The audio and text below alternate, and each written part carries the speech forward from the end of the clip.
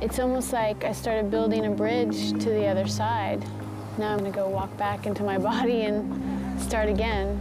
It's daunting. We were told it was gonna be a long road. Doesn't mean that I don't think that maybe at some point Sean might change his mind. Push, here comes your baby. There you go. Jared's test came back positive for the Lyme antibody. He may end up getting very sick someday because of it. My life was so uncomfortable to be in that I don't know that I would have wanted to be here had I not had stronger family connections, you know. She couldn't hold her head up. She couldn't sit up. She couldn't talk anymore. They insisted that she's making it up. We allege that Dr. Jones prescribed an antibiotic to a patient he did not know and had never examined. If they succeed in taking his license away, I just don't feel that he's gonna feel like he needs to be here anymore. They decided to suspend my license. Financially, I've lost everything. There's a message that's going to be sent to the other doctors that it's not safe to take a Lyme patient on. So there's something funny. I don't know what that something funny is. At what point will people say the emperor has no clothes? How many more people are going to suffer before the truth comes out?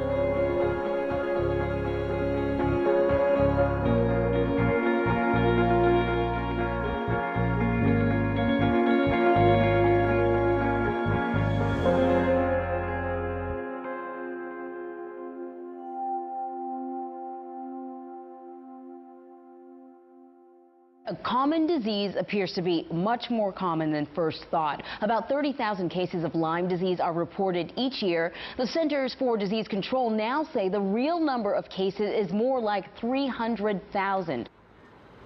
The CDC put out a press release saying Lyme is 10 times more common than the Lyme statistics say it is. But we kind of already knew that, and what we would like to have seen in that press release is, here's what we're doing about it. We may be patients, but we are not patient anymore. We've had enough. You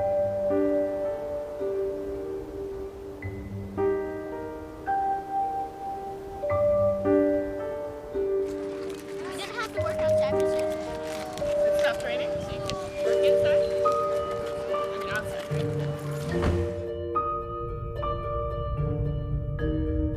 We were living in Connecticut, and we had to find a place that was safe, that was tick safe. We were angry, we were fearful, and here we are in Hawaii in paradise, and truly it is paradise for us regarding Lyme disease. Last time we met, we were sitting and watching a healthy little boy. I didn't like to use the word Lyme disease. However, when he was about 3, it was pretty evident that he was getting sick. One day, we got into the city, we walked 10, maybe 15 minutes, and my son turned to me, Jared turned to me and said, "I'm too tired, Mommy, I'm too tired, I can't walk." So I had to use the word that my son had the Lyme disease. In utero, fetal transmission of Lyme disease to a fetus is something that has been of concern to patients. We've looked carefully at that. There have been numerous studies. There has not been one documented case of congenital Lyme disease. My story proves that it's not anecdotal, that it is happening probably every day. Children are being infected in utero, and that if something isn't done, we're going to end up with very, very sick children. Good afternoon, everybody. Continuing hearings on the case of Dr. Charles Jones. The 2 children who were subject of the initial allegations are doing well. They are free of tick-borne diseases and are thriving. And my estimate have healed over 18,000 children. The main effect of the licensing board actions has been financial. That's been a horrendous expense and continues to be so. I think they must be touching near $1 million right now.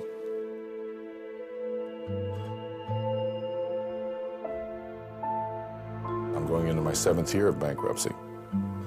I'm still in litigation with Blue Cross Blue Shield, and unfortunately, they have really just no motivation to bring this to a close. Dr. Jim Sack's license is suspended for 1 year, and the conditions to be determined.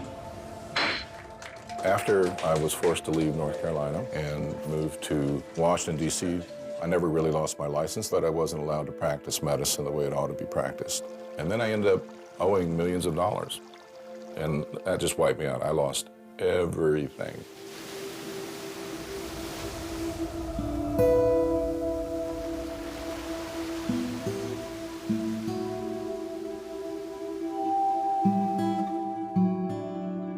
Sean and I got married in 2005, and then I guess my treatment was complicated. It made me scared for the future of my relationship, that my spouse was gonna go because my spouse couldn't take it anymore, or this was just like too much. The last 2 years of our relationship weren't doing very well at all. And so Sean and I ended up getting a divorce.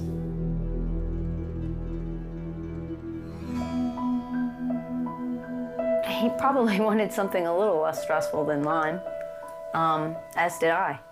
You know, we didn't really know what we were getting into. You're like, man, we just got married, you know? And bam, I'm in the hospital, and bam, this is happening, bam, that's happening. And you just feel like you're in the water and it's up to your head.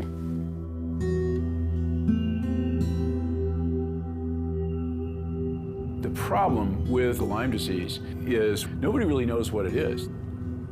They've heard something about flu-like symptoms, and if a person is in bed all day because they can't stand bright light, they can't even go outside, they think that this is malingering. So there isn't a broad kind of community support for the ill family. There wasn't for us. This had tremendous effect on my wife and on my children, and this family is no more. There was a divorce, and the family has gone its separate ways.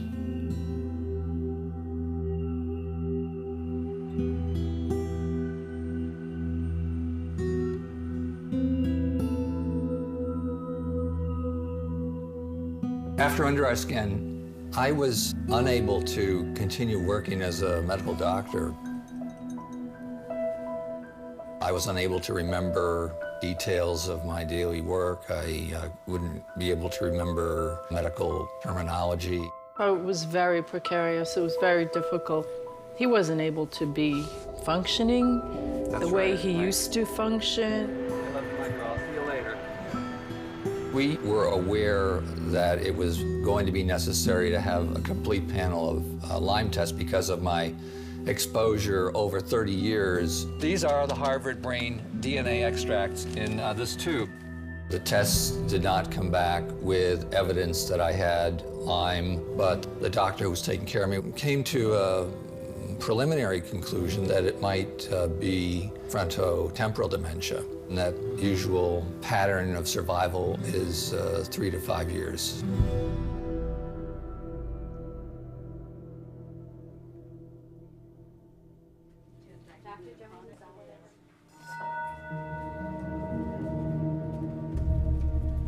I was thinking about not continuing practice. You know, licensing board wins, the kids lose. And while I was making this decision, a child came into the office and he had never talked.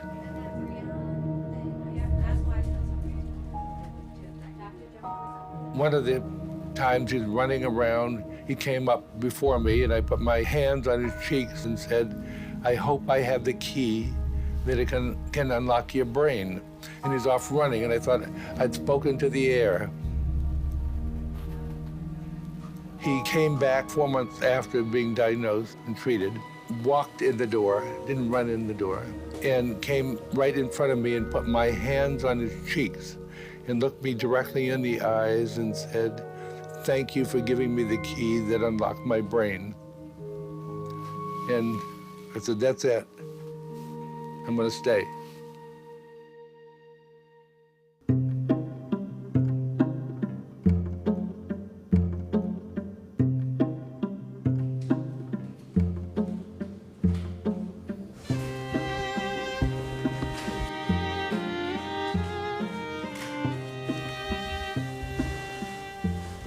When I got out of the wheelchair at Dr. Jones's office, it was almost like you have your life taken away from you, and then it's like getting your life back again, but it's not the same. You appreciate everything more, and just being able to walk down the stairs anytime you want, go anywhere you want. I'm still on medications, but I'm doing a lot better. I'm in college, I'm studying biology, and I even have a boyfriend, which I never really thought was possible.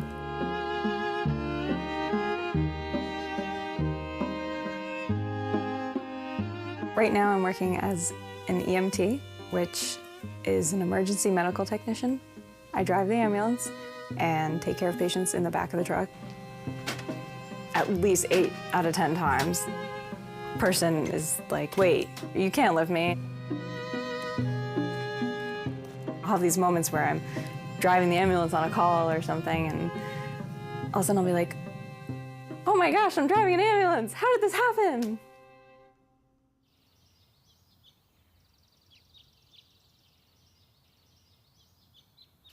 After so many years of being sick, I was resolved and resigned to leaving my body.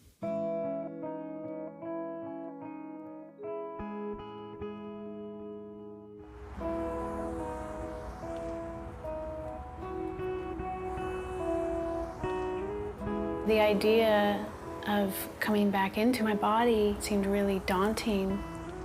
I thought I would either die or live with this pain forever. And I'm just so amazed that I can think clearly again and I have pain-free days. Having the support that I needed made it all possible. Really? Nice to see you too. So, you know, layer by layer, piece by piece, I came back in. I'm back. I'm in my body. I'm not afraid. That's not true. I am afraid. But I know I can deal with it. After 3 years of treatments in Seattle, I moved back to the Bay Area, back home. I married Tim, and I've been maintaining my health.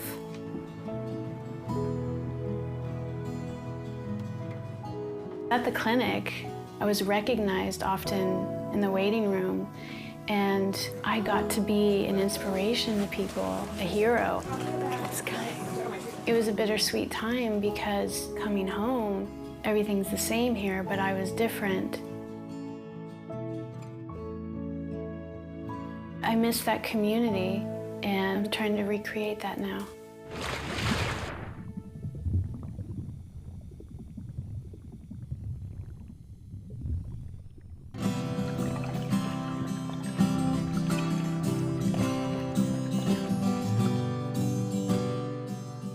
The comparison between the Mandy that you saw in the documentary and the Mandy that's here now, it's just kind of night and day difference. I haven't had to have any more antibiotics or drugs or anything. Drug-free. That experience just made me want to go into healthcare and, you know, try to change things a little bit. I got a job as an intermediate care nurse, so I deal with some heavily compromised patients. I work 48 to 60 hours a week. I had one patient, and they were talking to me. Yeah, and I was watching this show on PBS, and it was about Lyme disease, and they had no clue that I was in that documentary. And so they're talking, and then they're kind of like, how do you know so much about Lyme disease? And I'm like, saw the same documentary. Since nursing school, I sat for my boards. I went to Paris. I went to Italy. I lived in Costa Rica for a month, helping children. So now my next goal is I have to get really fit. And that's gonna hurt. Really not looking forward to that, but that's the next goal. She's used to sharing her life with the fans of Real Housewives of Beverly Hills, but model Yolanda Foster has been opening up and sharing even more lately about her difficult battle with chronic Lyme disease.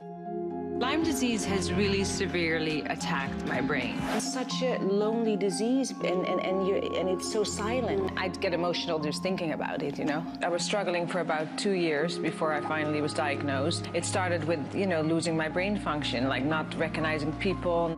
No joy luck for best-selling author Amy Tan. Lyme disease nearly killed her career. Somebody asked me the name of the book I was working on, and I couldn't remember. Another side of Darryl you might not know about is he's struggling, despite all that money, with something called Lyme disease. You find out you have it if suddenly you're down on the floor. But this is serious stuff. A lot of people hear Lyme disease as, it's not that serious. You're saying this is serious stuff. Anjali Van Lannen, you probably don't recognize her without slashing some serious powder there. I did battle Lyme disease for over a decade. I mean, this is unbelievable that Lyme disease to go on associate. Yeah, my dream has always been to be an Olympian, and now I have the opportunity, so I'm really excited.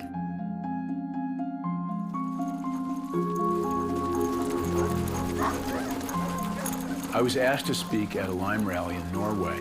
And during this time, I was invited to stay with adventurer Lars Monsen, who apparently is one of the most famous people in Norway today. Lars and I became friends, and we learned how much common ground we had. Jordan Fisher-Smith, welcome to us. You're kind of the equivalent to Lars Monsen. Well, in the States, right? we both have been working in the outdoors, in nature, all of our lives. And you have another thing in common, because you also have been affected by the Lyme disease. Unfortunately. Yeah. Now I see the same thing happening in Norway, so I'm here to help. When I got ill, I understood this is just like a long expedition. You have to have the same mindset, make the same choices. Yeah. Look ahead and just choose what thoughts to think. I think the one thing that being ill, and not just with tick bite, having a dream and keeping it through the illness that's an important thing. Don't give up your dream. I always expected to get better, meaning that I couldn't imagine living the way I was living. The experience of living in a Lyme body is the worst misery I've ever suffered. It turns your body into a torture chamber. I think that I had one attribute that might have saved me, that I was trained as a ranger for 21 years to recognize a deadly situation and then being absolutely relentless in fighting my way out of it. Everybody's asking me, why are you better? What worked for you? What drug exactly did you take? The answer I almost always give people is, I took all of them.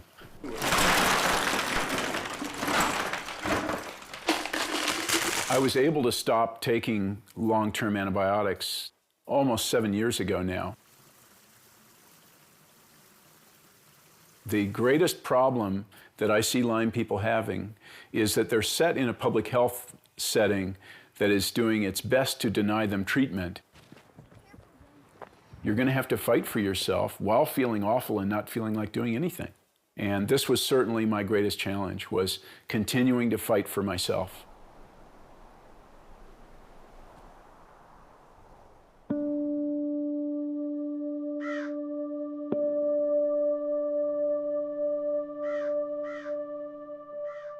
When I shared my story in Under Our Skin, I sort of became this poster child for Lyme disease, and that frightened me because in some ways it kept me in my story, and people felt like they wanted to share all their symptoms with me, and sometimes it would overburden me when I was still really sick.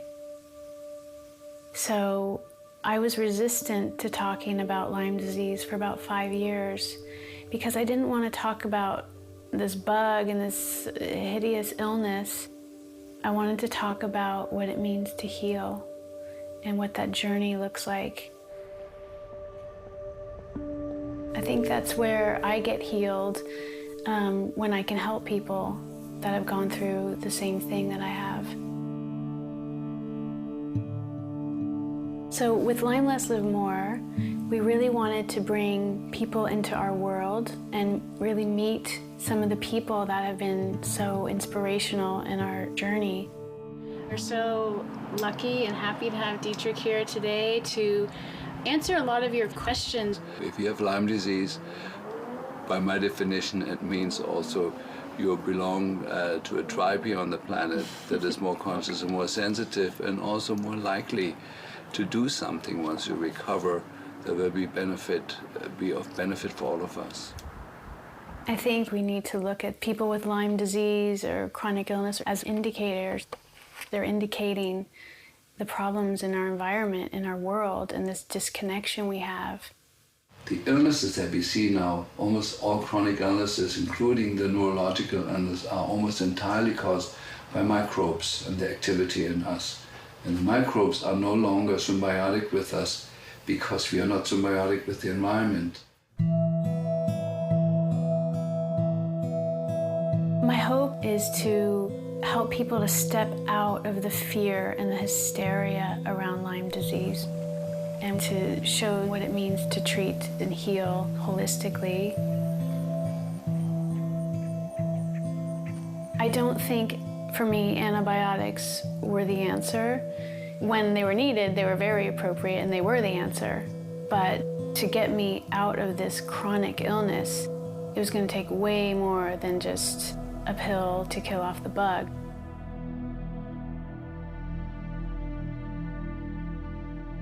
Now I understand that healing happens on all levels. So taking on your own pain, emotionally and spiritually, that was the greatest breakthrough for me.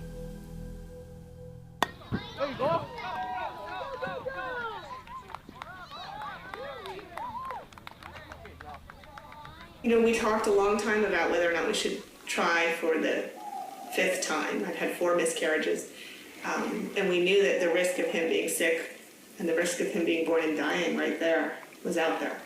But I knew that I always would have regretted not trying, and I knew that if he were born and he were sick, we could care for him. Full speed, full speed, full speed. Jared was born with Lyme disease, and he started coming here, and he's made it. You know, he's done very well. He's made it. He's a happy little kid. If I did not have Dr. Jones in my life, I probably would not have had a little boy. The fact that he was born well enough for me to hold him and care for him, and he grew, was amazing. It's a miracle.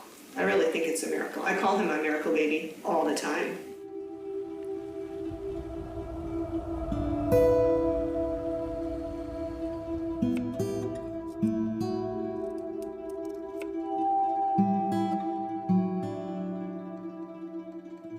So I received a diagnosis of a terminal condition, and after I received that, I gave up my medical license, stopped my medical practice, stopped my research. I got rid of about $100,000 worth of laboratory equipment. I donated it to colleagues who were doing Lyme research. My medical career had ended.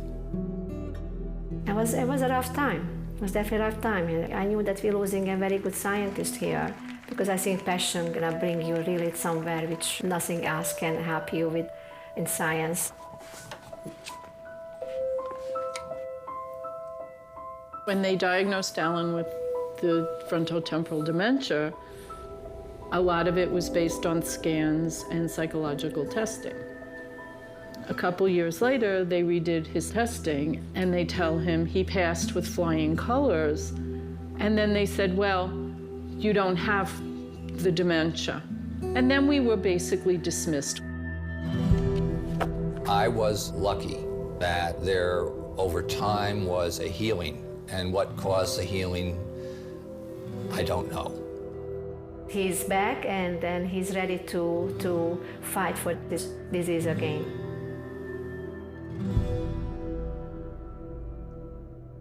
And under our skin, Dr. McDonald first exhibited the role of biofilm. One night as I was looking at the culture of Borrelia, I saw a large colony of organisms protected by a gel-like substance. And as I was reviewing the pictures, it became clear that this was very reminiscent of what they call a biofilm. A biofilm is a hallmark of a chronic infection. It is a gelatinous substance that encases the germs and protects them from immune system attack and protects them from even antibiotics, rendering the infection more chronic and more difficult to treat. Chronic infection is denied by the Infectious Disease Society of America at all costs. Everything that is built into biofilms is essentially supportive of chronic Lyme infection.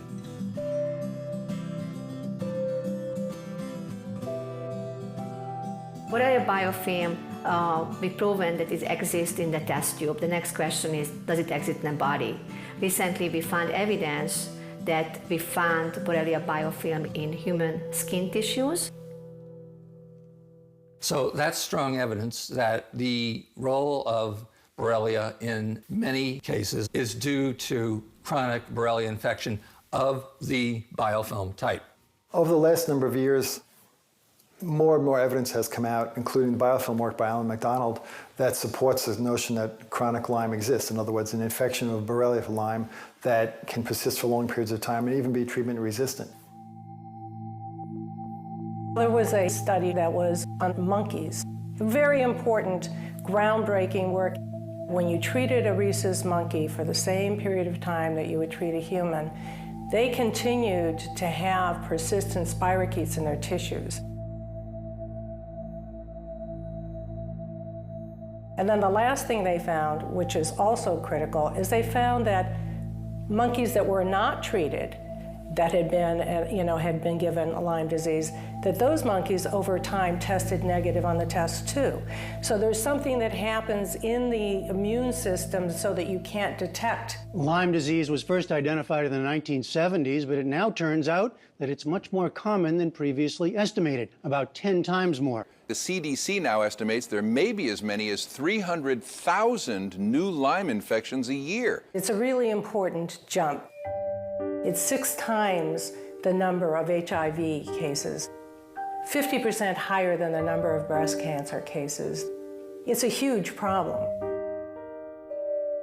There's conjecture in the Lyme disease community that the reason the CDC all of a sudden re-announced that Lyme disease cases are really 300,000 a year is to pre-market for an upcoming Lyme disease vaccine. The vaccine is entirely dependent on antibodies to one protein, which is OSPA. They've chemically combined a European OSPA with the United States OSPA. And they believe that this combination, which is unique, will provide protection against anything that a tick can put into your bloodstream. But the co-infections and many strains are not within the job description of vaccine protection. So the vaccine's not like Kevlar that stops all bullets. The worst thing that could happen to the patient community would be for people to come in, use the patient community to market a vaccine that harms patients. The last vaccine that they had out actually harmed patients. It harmed people who weren't sick.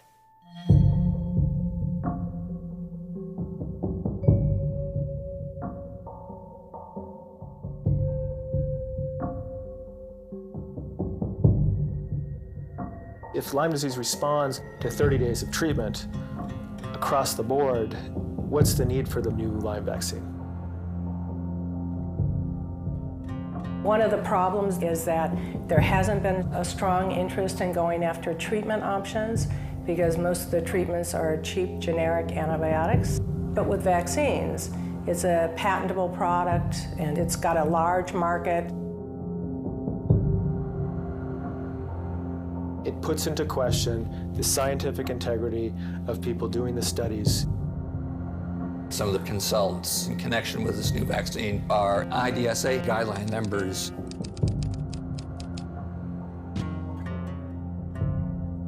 Members of the CDC, IDSA, and others have patents for diagnostic testing and for vaccines. They've arrogantly used their pulpit to deny their patents.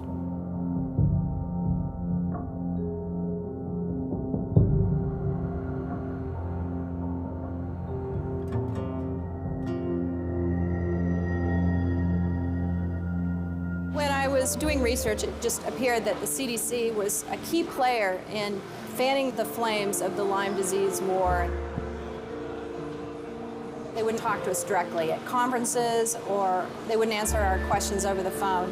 My impression is that CDC and IDSA was trying to avoid having information released in a nationwide documentary film.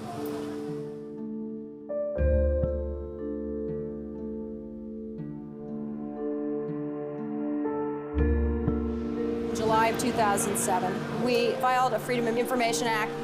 It asked for emails from 3 employees and financial disclosures.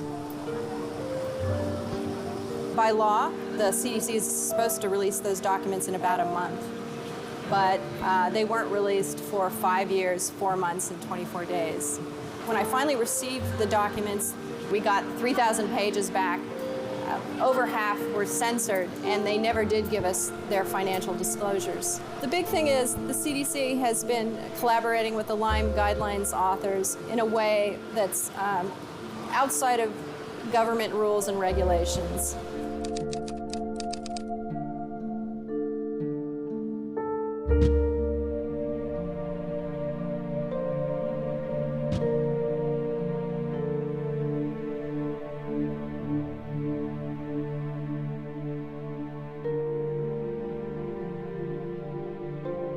Among Lyme disease patients, there's a feeling that the money has all been going to the same people who have a bias against the existence of chronic Lyme disease and a real disrespect for the patients.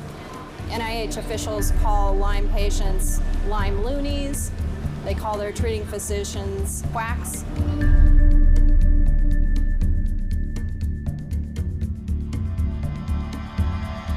There's one NIH official who says this is a war with patients and we need to start shooting back.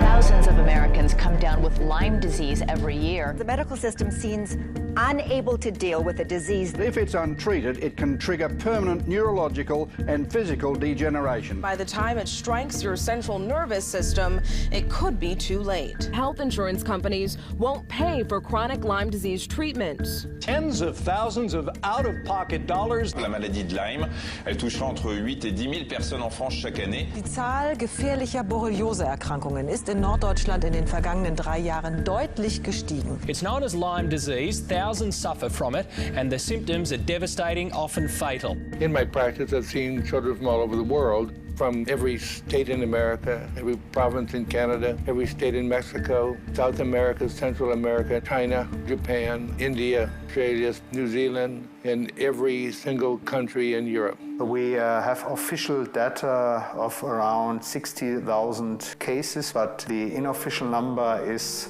several hundred thousand each year. 1,500 cases every year reported, and in the last 10 it has doubled. Officially, there are more or less 30 to 40,000 cases, new cases each year. But it is not the real situation. 50,000 new cases. Some of the doctors are threatened to lose the licenses. As of last year, 100% of Canadian doctors now who have become publicly known as treating Lyme disease have now been shut down. In the US, people are debating about the severity, whether there's chronicity, whether treatment works. In Australia, the debate is it doesn't exist. Good evening and welcome to the program. First tonight, the silent and deadly killer that's striking down healthy Australians every day. This hideous infectious disease is spread by ticks and other insects such as fleas and mites, and unless diagnosed and treated immediately, can have tragic consequences. A man has died from a disease he caught from a tick, but yet again, authorities here refuse to acknowledge the disease exists in Australia. Officially, Australia is not an endemic area due to a study that was done 20 years ago. Some microbiologists gathered 12,000 ticks, crushed them up, found some Borrelia-like organisms but decided they weren't Lyme and discarded them, and then reported there is no Lyme disease in Australia. However, there is a Lyme-like disease in Australia. So it's accepted there's a Lyme-like disease in Australia, but they don't know the causative agent. Actually, one of the problems in Lyme disease is its very name, Lyme disease. Lyme is an infection by the germ called Borrelia. And the reason why that's important is because there are hundreds, literally 200 to 300 different kinds of Borrelia, and Lyme disease is from just one of them. Lyme disease needs to be renamed, period. I don't care what you call it, but there's too much of a stigma, there's too much prejudice around Lyme disease. The moment those two words come out of patient's mouth, immediately, if you just look around, you'll see an eye roll. And that's how you know that person is no longer open or really should be treating that. We now need to divorce ourselves from the confines of Lyme as a word and as an easy to cure, hard to get infection, and open it up to Borrelia complex as an easy to get, hard to treat infection due to multiple species and multiple co-infection. There are no rules for borreliosis complex on the CDC website, and IDSA has no rules for borreliosis complex. So let them have their Lyme, let the rest of us have borreliosis, and let's get on with life. Well, the medical community seems to be split by the great Lyme disease debate. Is it sexually transmitted? Is Lyme disease the next epidemic after AIDS?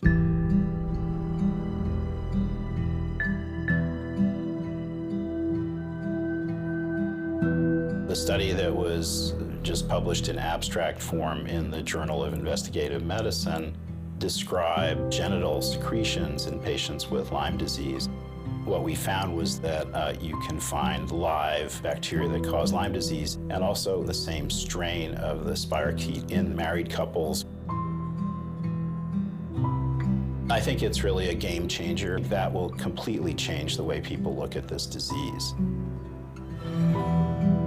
There's things that I'm feeling that probably happen to everybody. Like one of my eyes is blurred out and I've always had 20/10 vision. I won't tell you that it's not in the back of my mind that it is possible. Sean had antibodies for Lyme, but they said that he was not symptomatic to treat. He's had no issues with it, and he's had no need for treatment. If you think about how many people are probably infected, it's overwhelming how many people could actually be very, very sick. It's scary.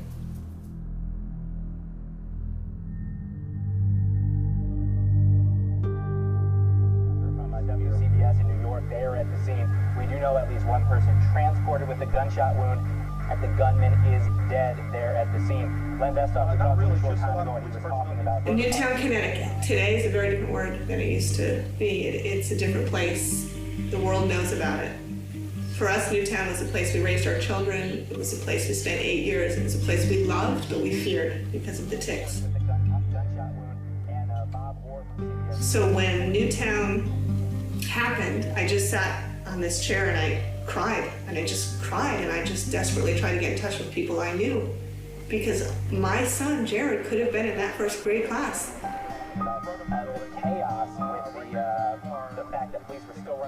When it became clear that there was a teenage boy who had taken his own life, killed his mother, and so violently hurt other children, there's no doubt it went through my mind that he was sick with Lyme disease.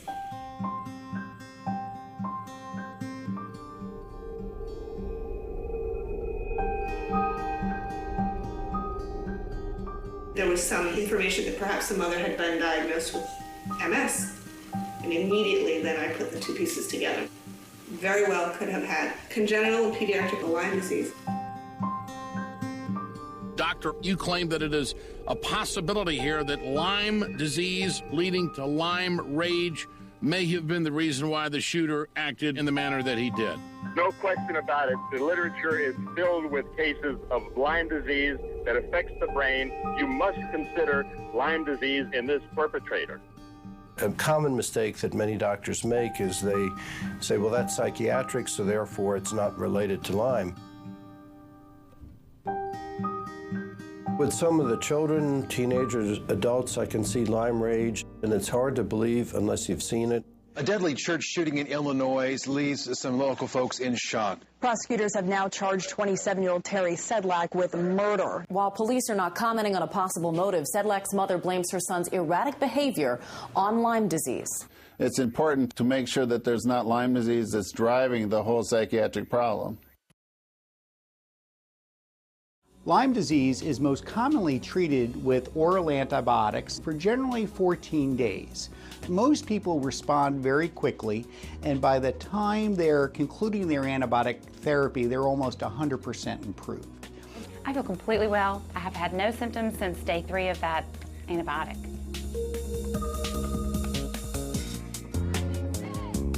Chronic Lyme exists! Chronic Lyme exists! Chronic Lyme exists! Chronic Lyme exists! Chronic Lyme exists! Chronic Lyme exists! Today, I'm just asking and praying that somebody in that building over there can develop a trace of skepticism for what they think they know for sure. Because we have this one group of diseases for which denial is the cure.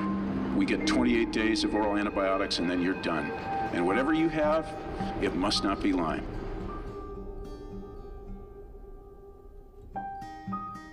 The Infectious Disease Society of America guidelines are effectively being used to restrict diagnosis, to restrict treatment, to have insurance companies deny treatment, to deny proper care to Lyme disease patients across the board. When we develop guidelines, we create a panel that reviews all of the evidence that's available to decide what is in the best interest of patient care. I want to emphasize one point. Guidelines are exactly what they say they are. They're guidelines. They're not rules. They're not laws. They're designed to guide physicians in the care of patients.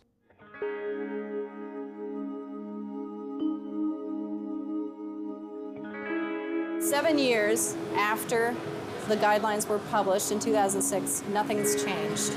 The Attorney General had brought a case against the Infectious Diseases Society of America Lyme guidelines authors and said you must reevaluate those guidelines with an unbiased panel and update them.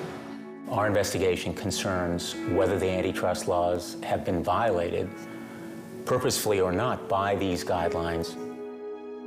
The Attorney General for Connecticut was well-intentioned but misguided. No one on the panel that wrote the guidelines for Lyme disease stood to benefit from the recommendations that were made.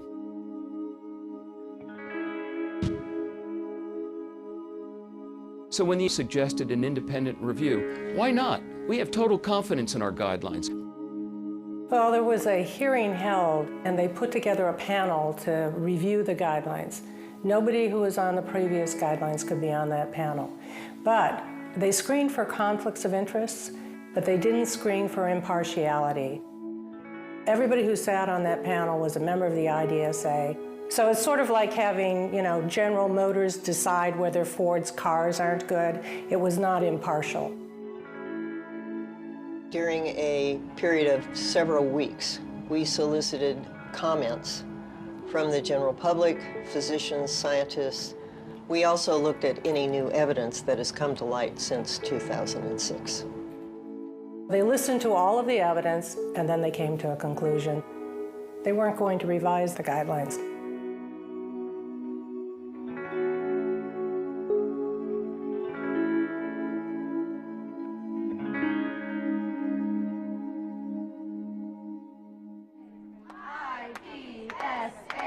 Treat our chronic Lyme today. IDSA, treat our chronic Lyme today. IDSA, treat our chronic Lyme today. IDSA. I came to listen to Gary Wormser, who's the lead writer of the guidelines, to try and hear about if they're revising the Lyme disease treatment guidelines. At the very end of the session, they said they're just in the beginning stages of rewriting the guidelines. That's, to me, that's a huge tragedy because the guidelines are already 7 years old. Two different areas we are trying to help. So one thing, I think step one is make sure that you're heard. You were heard in 2009 at the panel. You're heard now, and that's why we're here. And step two is find things where we have shared interests. I mean, I think we're all interested in better epidemiology. We're all interested in better tests. It's interesting because one of the things they said to me was, we need to find the area of things that we agree about, and we all agree the diagnostic tests aren't good. And I was surprised because they have guidelines that say you have to have a positive diagnostic test in order to be diagnosed and treated. But there's, there may be a growing recognition on their part that the diagnostic tests aren't good. The problem with Lyme disease is its deniability.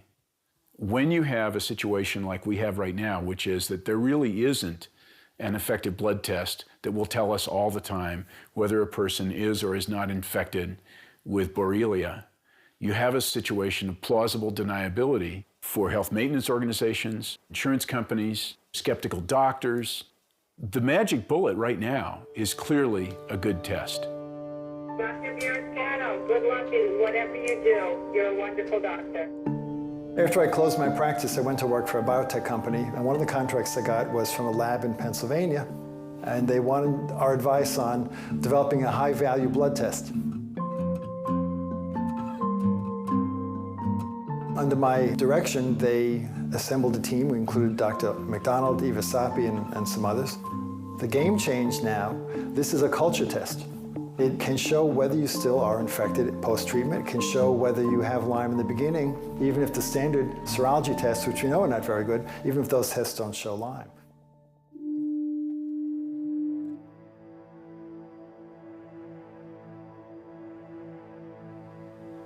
There is additional work being done in Oslo, Norway. All of this is direct microscopic examination of human blood. The revolutionary with my method is to dilute the blood with a thin solution of water and salt. That makes the single organisms available. In a few minutes, you can see the immediate situation in your body, and you can see it by your eye if you are an experienced microscopist. Using this microscopical technique, we are in principle able to detect chronic borreliosis. Yes.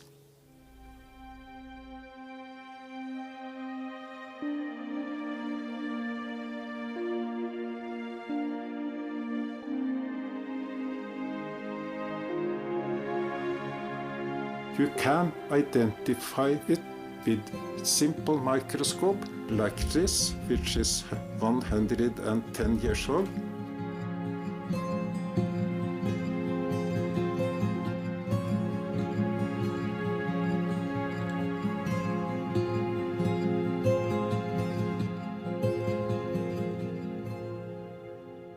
Now, if you look on the CDC website, the gold standard that the CDC holds up as the gold standard is growing the bug from body tissue.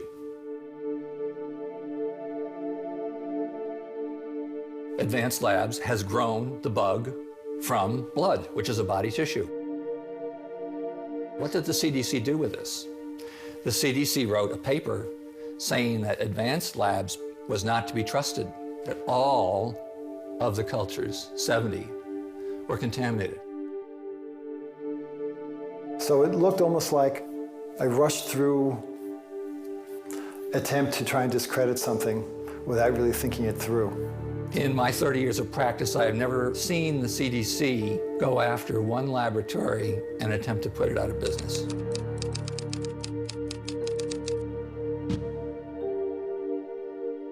It doesn't make sense scientifically, but it makes sense politically. The CDC does not want chronic Lyme disease to have a foothold as a legitimate medical entity in the United States or elsewhere in the world. Some medical professors complained to the university, and we got decision that we should stop immediately. That has never happened in Norway before in any topic.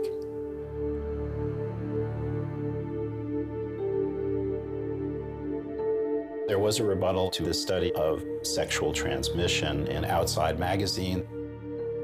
Paul Lantos, who's from the IDSA, raised some points about sexual transmission that he claims make it unlikely.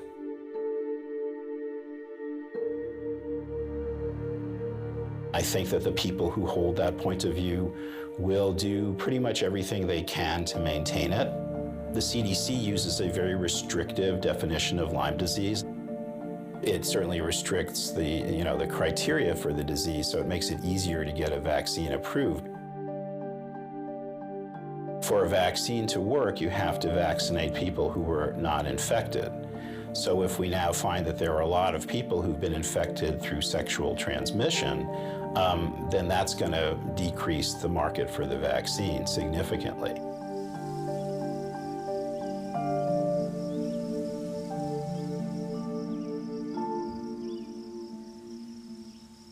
What has happened in Lyme disease, I think, is really uncommon in a way.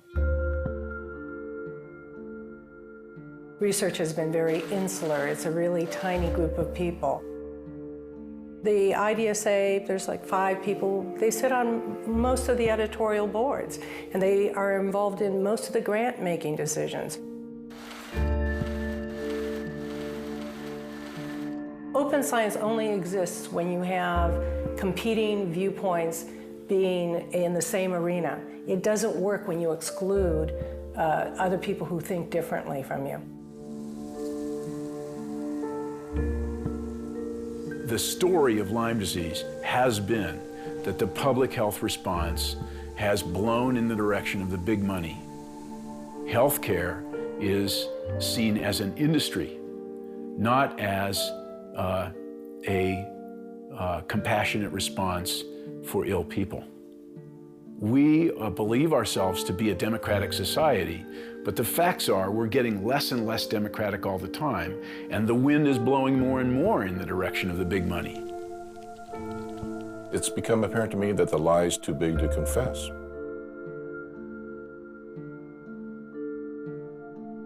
This is an insidious, progressive, highly debilitating illness which robs people of their lives, their souls, their ability to function.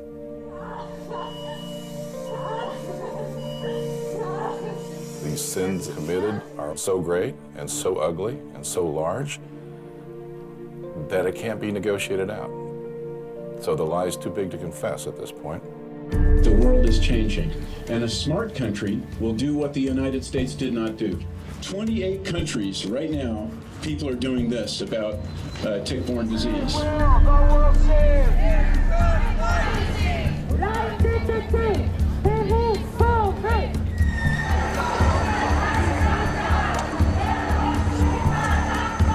It's said many times that we have a high standard of care.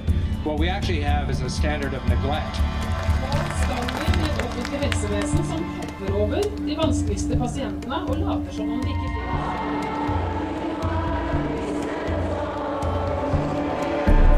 Firstly, I'd like to thank everybody for coming today. I know a lot of you are very, very sick. We need to be counted. Our lives matter. And I'm asking you not to give up. I'm asking you to keep going.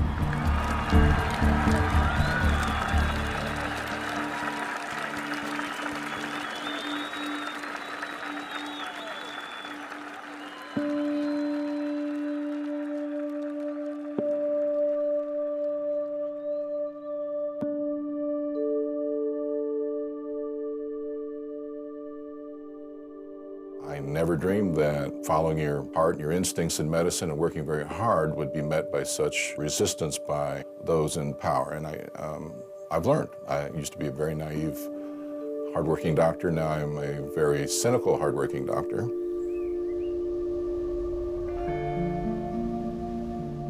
Knowing everything that I've been through, I still wouldn't change it because of how much I've learned, all the people I've met. I know I wouldn't want to go into the medical field if this had never happened. Try not to get discouraged. If you feel that something is wrong with your body, you know your body better than anyone. You're the only one that lives in it. So don't let someone tell you that you're wrong. You can get better, and you will get better. I think with self-care and diligence, slow and steady, you'll get well. I believe that each of us is here for a purpose, and I believe that if we have the good fortune to recover from a health problem, maybe a very serious problem, there's a reason for us to continue to be here and to do what we're doing. I can't think of anything more important to do with your life's work than to say, all right, we have 150 million people with chronic illness in our country, and we probably got a lot of it wrong. So I feel like I have to continue the fight. I think we're going to win the fight.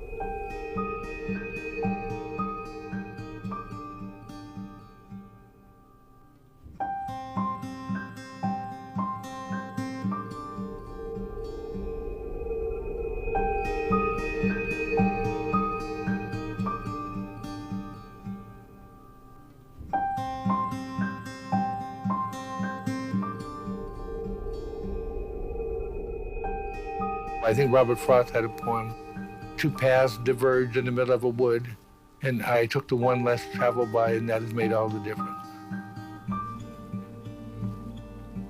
And that's it.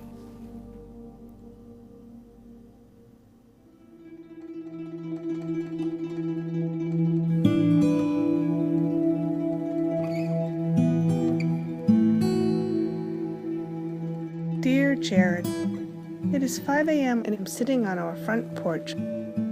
Hopefully, today will be a day of celebration as we prepare to go to the hospital this morning to bring you into this world. Your birth is a victory for many women and families in this world. It is the last chapter in our struggle with this disease. It is a testament to the hope that many families with Lyme disease depend upon. Hope is what created you. Love, Mommy.